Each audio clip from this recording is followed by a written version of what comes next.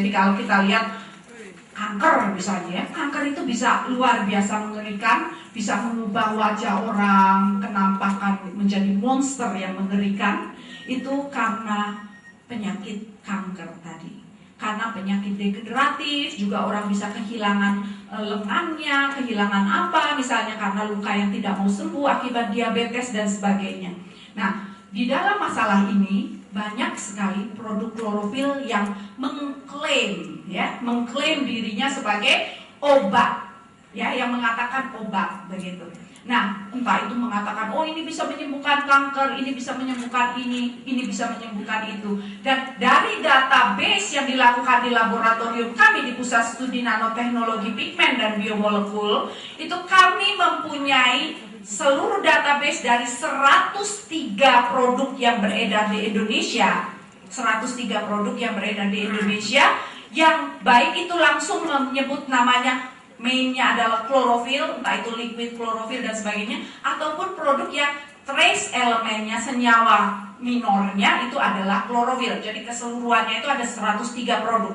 Dan dari 103 produk ini, salah satu produk yang kualitasnya sangat baik itu adalah klorofil sinergi. Jadi klorofil yang dipunyai oleh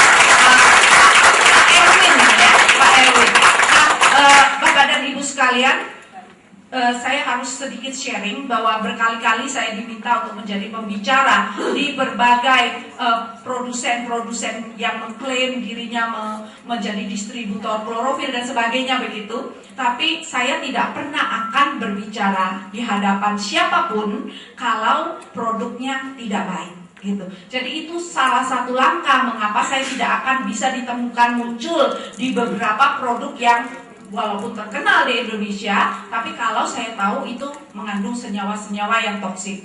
Nah, salah satu produk itu sangat mengandung senyawa keton yang dosisnya cukup tinggi, dan keton ini adalah senyawa seperti aseton yang dapat menghilangkan cat kuku.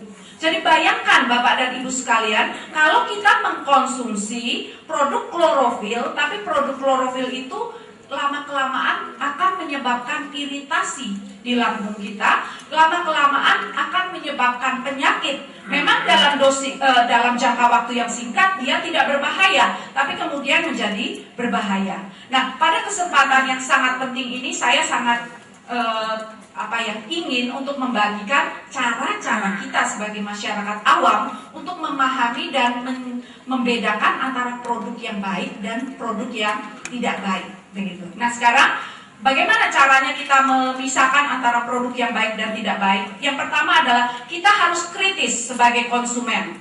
Kita harus kritis dan melihat kepada komposisi daripada produk yang kita beli, ya. Komposisinya itu seperti apa? Apa saja yang ada di dalamnya? Kita harus kritis terhadap komposisi. Kita harus kritis terhadap cara pemakaian, begitu.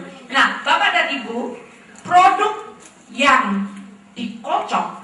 Jadi kalau misalnya katakan dia mengatakan, oh ini minumlah 1 sendok makan, sebelum minum kocok dahulu, begitu. Bapak dan Ibu sekalian, produk yang perlu dikocok itu artinya tidak homogen di dalam botol, di dalam kemasan. Dan produk yang tidak homogen itu cenderung mengendap, sehingga perlu dikocok dulu, begitu kan? Nah, pada saat itu bayangkanlah seperti Bapak dan Ibu membeli jamu gendong. Jadi kalau panggil ibu-ibu jamu gendong, kita mau beli broto wali, kunir asam, beras kencur dan sebagainya, apa yang mereka selalu lakukan?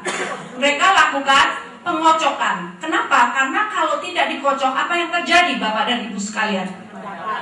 Mengendap. Sehingga kalau ada produk-produk yang mengklaim harus dikocok, biasanya produk itu campuran. Tapi bukan berarti kalau produk campuran itu produk itu tidak baik. Tergantung, kita harus lihat lagi, begitu, ya. Karena apa? Karena kalau produk itu dibuat dengan cara seperti ini.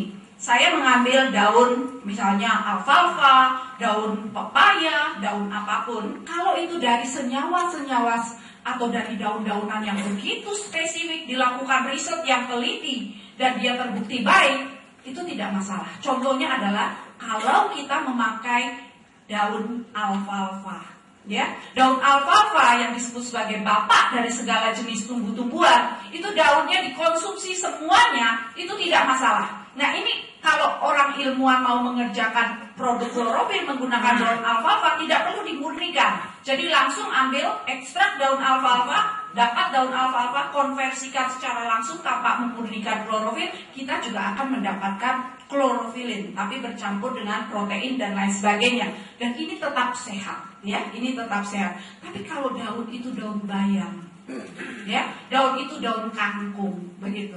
Apa yang terjadi di dalam daun bayam, di dalam daun kangkung itu kristal kalsium oksalatnya sangat tinggi, kemudian senyawa-senyawa yang dapat meningkatkan kadar purin di dalam darah itu juga sangat tinggi. Nah, senyawa ini dapat memicu pembentukan asam urat di dalam tubuh kita sehingga kita ngilu-ngilu, sakit dan sebagainya begitu.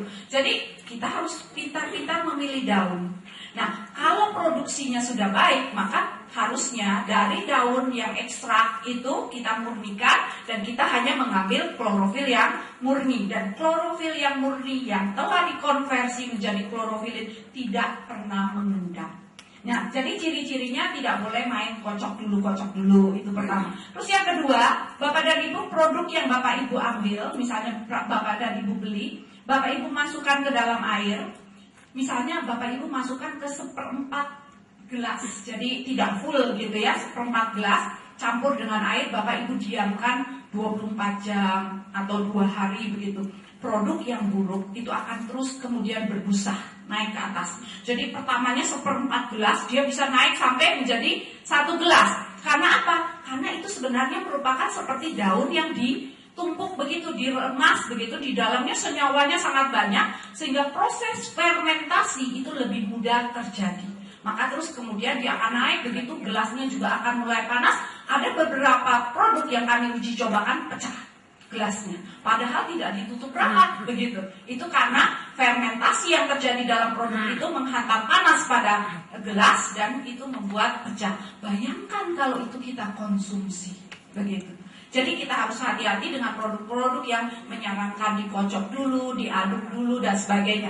Tingkat kemurniannya pasti rendah, begitu ya. Dan kalau klorofilnya tidak murni, apakah beresiko? Sangat bergantung pada jenis tanaman yang dipakai sebagai sumber klorofil. Kalau yang dipakai itu bayam, ini contoh saja. Oh, yang kena asam urat tidak boleh sembarang pakai, begitu ya. Tapi kalau yang biasa saja, yang tidak kena asam urat, boleh saja mengkonsumsi klorofil dari jenis itu. Tapi lebih aman kita mengkonsumsi klorofil yang murni begitu.